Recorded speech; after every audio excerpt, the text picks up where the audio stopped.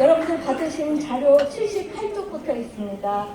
시간을 굉장히 적게 이렇게 빨리 하라고 하셔서 다른 분들을 위해서 최대로 줄여보도록 하겠습니다. 흔히 교육은 100년지 대계라고 말씀하시는데, 그러나 정말 차분히 100년을 내다보면서 큰 방향을 설정하기에는 사회가 예측 불가능하게 급변하고 있습니다. 이번에 추진하는 2022 개정교육과정 총론 시안 개발 연구를 보면은 이러한 새로운 교육과정 개정에서 고려하고 해결해야 할 사회 변화 문제들을 잘 파악하였고, 또 추진 과제와 개정 중점도 적절히 제안하고 있다고 생각합니다. 이런 점에서 총론을 개발하시기 위해 수고하신 총론 연구진에게 감사를 먼저 드리겠습니다. 2015 개정교육과정과 비교해보면 이번 교육과정에서는 여러 가지 변화점들이 눈에 띄는데 많은 점에서 진일보한 것으로 보입니다. 방식을 보면은 처음부터 국민과 함께하는 교육과정이라는 것을 표방하면서 지금 오늘처럼 이렇게 국민 참여 소통을 많이 하고 있는 점이 좋은 점인 것 같고, 협력적 거버넌스를 통한 체계적 개정 방식을 도입해서 여러 가지 전문적 상시 협의체를 구성하고 또 이를 통해서 여러 가지 협의를 하고 있는 것도 좋은 점 같습니다. 그러나 이렇게 교육 공동체 구성원과 국민 모두의 의견을 수렴하는 것이 이론적으로는 굉장히 바람직한 이상이지만 보시다시피 실제적으로는 매우 어려운 일인 것 같습니다. 서로 이해관계가 첨예하게 이렇게 대립될 수도 있고 또 여러 가지 생각이 다를 수도 있습니다. 교육과정 편제나 내용을 이렇게 조정을 하다 보면은 한정된 수업 시간, 학생들은 수업 시간이 정해져 있습니다. 그래서 이러한 정해진 수업 시간과 또 학생들이 공부해야 할 부담 이런 것들을 고려하면은 아무리 좋은 내용이라도 다 담을 수 없는 것이 현실입니다. 그래서 이것을 어떻게 이렇게 개선해야 될까? 그래서 교육과정을 개정하는 이런 총론팀의 본인은 외부적인 이런 변화에 대한 대응도 해야 되지만 내부적인 의견을 조정하는 것이 가장 큰 일 중에 하나인 것 같습니다. 이미 노력을 하고 계시겠지만 이런 갈등을 해소하기 위한 방법 중에 하나는 사실은 개정하기 전에 이런 엄밀하게 우리가 따라야 할 여러 가지 총론적인 원칙들을 먼저 좀 정해두는 것이 굉장히 도움이 될 것 같습니다. 몇 가지 제안을 하기는 했지만 이 부분은 건너뛰고 이제 2번 번호 80쪽으로 넘어가도록 하겠습니다. 총론 살펴보는데 먼저 형식적인 측면과 그 다음에 내용을 살펴보도록 하겠습니다. 형식적인 측면에서 보면 이미 앞에서 설명을 황교안 교수님께서 잘 해주셨지만 그 장별 안내문, 항상 저희가 그렇죠. 이렇게 간단한 메뉴판이 있으면 더 좋듯이 이런 장별 안내문 이런 건 굉장히 친절한 도입이고 좋은 것 같습니다. 그 다음에 목차가 수정되어 있는데 교육과정 구성의 중점을 인간상 앞으로 이렇게 했는데 그동안 총론 문서들을 보면은 개정 방향이나 이런 것들은 해설서에만 넣었지 총론 문서에 들어간 적이 없습니다. 근데 이번에 과감하게 이런 개정 취지나 방향을 총론 문서에 담은 건 잘 하신 것 같습니다. 그리고 이제 인간상과 함께 2015부터 핵심 역량이 들어갔는데 제목에는 빠져 있었는데 미처 생각을 못했었는데 이번에 그 집어넣어 주셨습니다. 목차 중에서 가장 눈에 띄는 것은 2장과 3장을 바꾼 것입니다.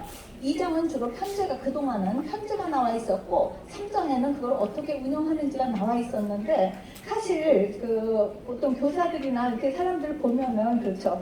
그 인간상 이거는 뻔한 거니까 넘어가고 그 다음에 편제 이렇게 바뀌었구나 하고 이제 보고 뒤에 있는 거는 그냥 귀찮으니까 장식이다 이러고 넘어갑니다. 그래서 이런 점에서 보면은 이번 그 총론 이 개정 과정의 가장 큰 중요한 포인트 중에 하나는 자율성인 것 같습니다. 학교와 교사의 자율성을 강조하기 때문에 이제는 이 교육과정이 학교와 교육과정의 그 자율성을 하기 위해서는 그 안내서가 필요합니다. 그래서 2장에 안내서의 역할을 하는 부분을 앞으로 빼고 그 다음에 편제라든지 기본 법제라든지 이런 최선의 규정을 뒤로 해서 그래서 앞으로 이제 과제 중에 하나 제안하려는 거는 마지막에 말씀드리려고 했었지만 이 교사들을 위한 더 이렇게 그림이 표현된 이런 더 다양한 이런 친절한 간단한 그 보고서용 해설서가 아니라 활용될 수 있는 해설서를 만들어주시면 더 좋을 것 같다는 생각을 하고 총론 문서도 그렇게 사용됐으면 좋겠다는 제안을 드립니다. 자, 3번에 이제 81쪽인데 총론 문서의 내용에 대해서 잠깐 설명을 드리도록 하겠습니다. 총론 학원과정 구성의 중점, 이거를 제가 잠깐 읽어보겠습니다. 이 교육과정은 우리나라 교육과정이 추구해온 교육 이념과 인간성을 바탕으로 미래 사회가 요구하는 핵심 역량을 함양하여 포용성과 창의성을 갖춘 주도적인 사람으로 성장하게 하는 데 중점을 둔다라는 진술이 있습니다. 이 진술에 대해서 제가 좀 몇 가지 코멘트를 하고자 합니다. 먼저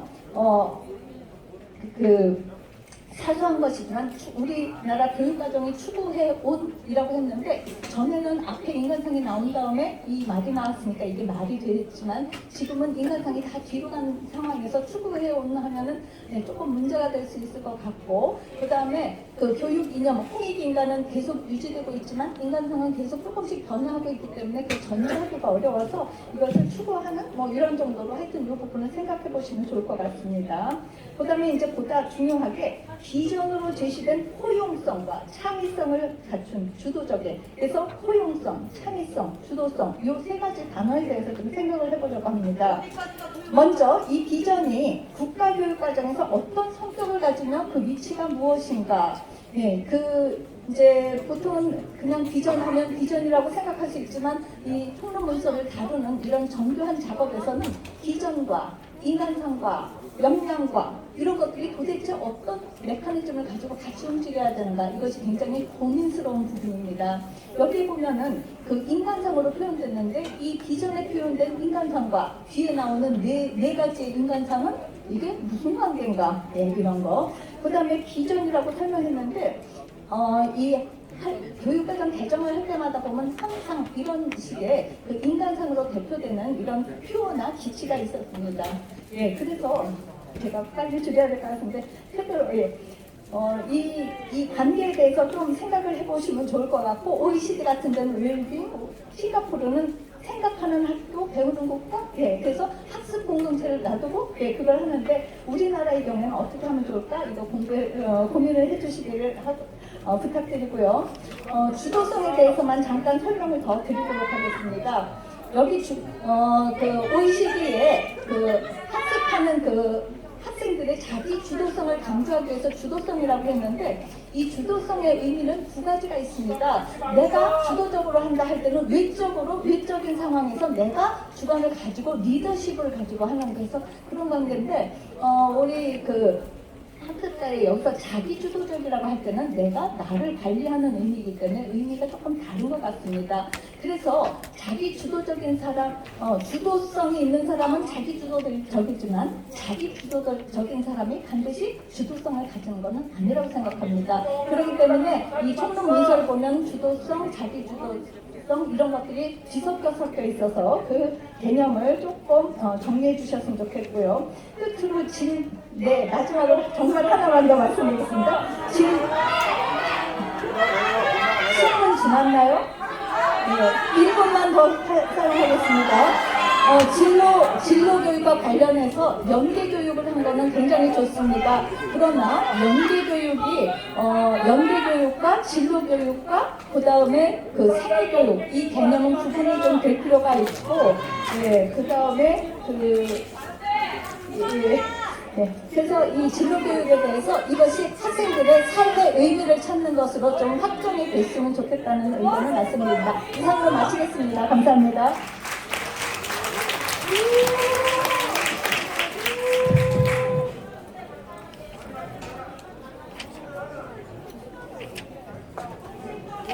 가만히 있어요. 자꾸 마음대로 하려고 그러지 마시고.